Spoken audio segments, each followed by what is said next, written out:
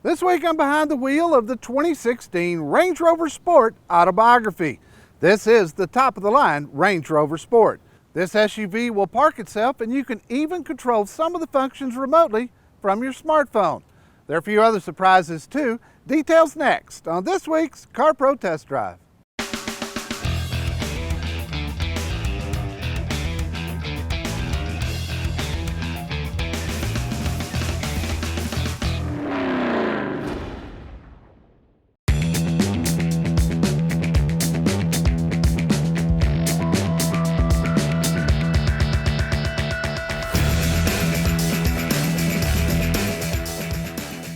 I talk about Range Rovers on the Car Pro radio show fairly often, especially since I've personally owned more of them than I can count. I think the number's around a dozen or so.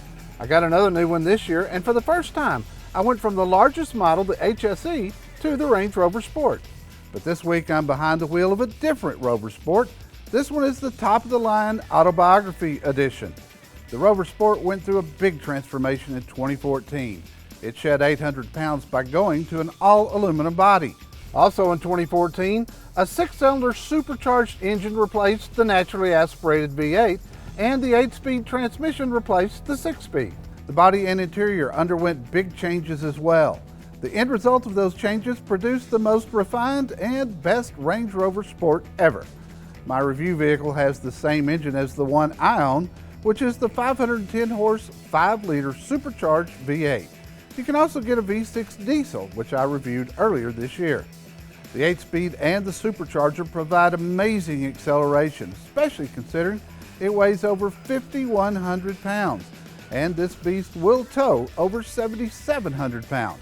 When I got my Sport, the first thing I noticed was great exhaust sound coming from the dual exhaust. It sounds awesome. Range Rovers are known for several things: an exceptional interior, an incredible full-time 4-wheel drive system, and safety. Like all Range Rovers, the interior of the Sport is exceptional, but the Autobiography edition takes it to another level. My test vehicle surprised me a little when I opened the door and everything I saw was mostly red with black accents. I have to say, although I haven't been in anything with a red interior in a long time, it is growing on me. The seats are extremely comfortable, and the leather trim is soft to the touch. You will not detect any plastic anywhere. Clean is the best way to describe the look of the dash. It's simplistic and uncomplicated. There's a driver information center located in the gauge cluster, and it allows you to configure all the performance and safety systems on the vehicle. Prominent on the dash is the touchscreen that operates all your audio controls, navigation system that is voice activated, climate controls, your phone, Bluetooth, surround view camera system, and much more. The screen's easily reachable by the driver and passenger. The redo of the Sport in 2014 yielded more backseat room, and now you can get a third-row seat in it, but I assure you, it's only for children. The back seat has an awesome fold-down center console that makes the Rover Sport really comfortable for 4 adults of any size. There are no options on the Autobiography I'm reviewing. It comes nicely equipped with 16-way power front seats, power tailgate with hands-free opening, push-button start, rear-view camera, front and rear parking sensors, dual panoramic moonroof, power tilt wheel, and an 825-watt Meridian sound system. You also get a towing package, 21-inch alloy wheels, an ebony headliner, heated and cooled seats, blind spot monitoring, heads-up display, lane departure warning, a refrigerator in the center console, and it will even park itself. A cool feature you'll love is you can download the InControl app to provide information on your vehicle and enables you to interact with it remotely from most smartphones.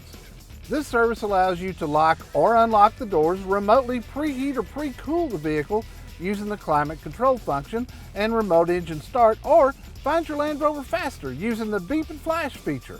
It also has the very annoying stop-start system, but luckily it can be deactivated with the push of a button. As part of the full-time 4-wheel drive, you get Rover's famous terrain response system. To use the terrain response system, you turn a knob on the center console to choose between general mode, rock, sand, mud, snow, and dynamic. For each setting, terrain response adjusts the aforementioned components to perform best for each driving condition. It's awesome. or you can just keep it on auto and the Range Rover will adjust itself. You have to experience the four-wheel drive system at a Land Rover dealership to understand what the system will do. You can move the vehicle 11 inches with the push of a button, and it will rise even higher if the vehicle senses you need more clearance. It also lowers itself when you put it in park, and that makes entry and exit easier. It is my opinion that this is the best four-wheel drive system in the industry. Two things of note. I'm not crazy about the gear shifter on this 2016 model. Reverse is up, and even though I own one, I still find it hard to get this vehicle into drive. Second, this is one of the few vehicles I've driven in a couple of years with a full-size spare.